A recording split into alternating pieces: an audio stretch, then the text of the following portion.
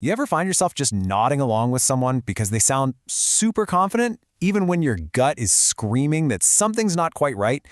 Well, that's called authority bias. It's this powerful and kind of sneaky mental shortcut that can save us time, but it can also lead us straight into a trap. So let's break down exactly how this thing works. I mean, really think about it for a second. A person in a lab coat, a pilot in full uniform, or even just someone on a stage with that unshakable booming voice. It's like these things flip a switch deep inside our brains, right? A switch that tells us, hey, shut up and listen, accept what they're saying. It's this automatic, deeply ingrained response. But why? Okay, so at its core, authority bias is basically an efficiency hack for our brains. For thousands of years, listening to the tribal leader or the wise old elder, that was a pretty solid survival strategy. So our brains got really good at spotting symbols of authority, a title, a uniform, a confident delivery, and just immediately lowering our critical guard. We just accept the message to save some precious mental energy. And get this, it's not even about persuasion. It's more like pre-approval. The second we see someone as an authority figure, our brain can just slap a big old approved stamp on whatever they're saying. It shuts down our own critical thinking before we've even had a chance to really dig into the facts for ourselves. Now, this little mental shortcut, it's not always harmless. In some situations, this automatic deference can be incredibly dangerous. I'm talking life or death dangerous. Let's look at some really high-stakes examples where this bias led to absolute catastrophe. So, for our first case, we're heading into the cockpit of a commercial airliner. In several documented air disasters, the black box recordings revealed this absolutely terrifying pattern. A co-pilot clearly notices the captain making a fatal error, but they don't challenge them forcefully enough to stop it. In that high-pressure box, those 4 stripes on the captain's shoulder create like an invisible force field. The co-pilot's brain just defaults to the authority figure, even when the instruments are screaming that something is wrong. The social risk of questioning the captain suddenly feels bigger than the physical risk of a crash. Thankfully, aviation has changed, and crews are now specifically trained to fight this exact bias.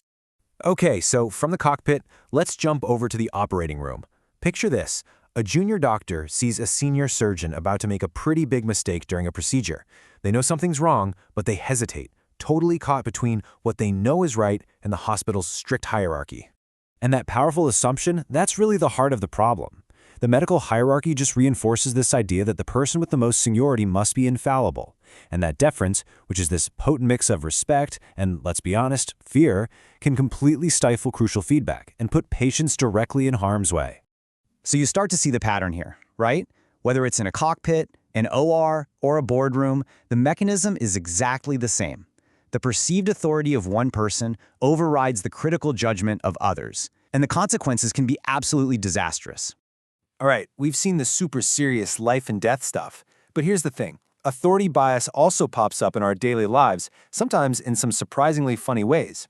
So let's shift gears a bit and explore how this plays out in settings that are, well, a little more familiar and, frankly, a bit ridiculous.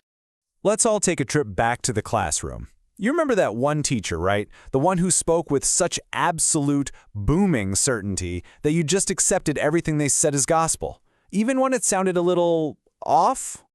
Oh, we've all been there. A teacher confidently states something like this as a stone-cold fact, and the sheer force of their conviction makes it feel true. Their confidence becomes a substitute for correctness, and we just push our own doubts down. I mean, who are you to question the teacher, right? It's the perfect, low-stakes example of this bias in action. Now let's take it to the office. Every workplace has one, the veteran. The senior colleague who's been there forever. They're the one who created the way we do things around here, and their decisions are just never questioned, even when they're obviously inefficient or just plain wrong. And that, my friends, is the trap. Their status as the office original means their ideas get a free pass. We stop judging the idea itself and just accept it because of who it came from. So bad processes don't get fixed. They just get a new name, tradition. Sound familiar? So we've seen how this thing can be seriously dangerous and also kind of funny. But the good news is, once you learn to spot it, you can start to break its spell. So how do we actually get better at seeing it out there in the wild? Okay, think of these as your internal alarm bells. When you run into someone using overly technical jargon to sound smart, or they're wearing a uniform, or just speaking with that extreme, unshakable confidence, let that be your signal. It's a sign to just pause, take a breath, and consciously turn your critical thinking back on. Now let's be clear, this is not about becoming a cynic who distrusts every single expert. Real expertise is incredibly valuable. The goal here is to get really good at one simple thing: separating the message from the messenger. Judge the information on its own merits, no matter who's delivering it. And I'm just going to leave you with that thought. We all have people, experts, or institutions that we just automatically defer to without a second thought. So take a moment to think about who they are for you, and then ask yourself, is that trust something they've truly earned, or is it just something you've assumed?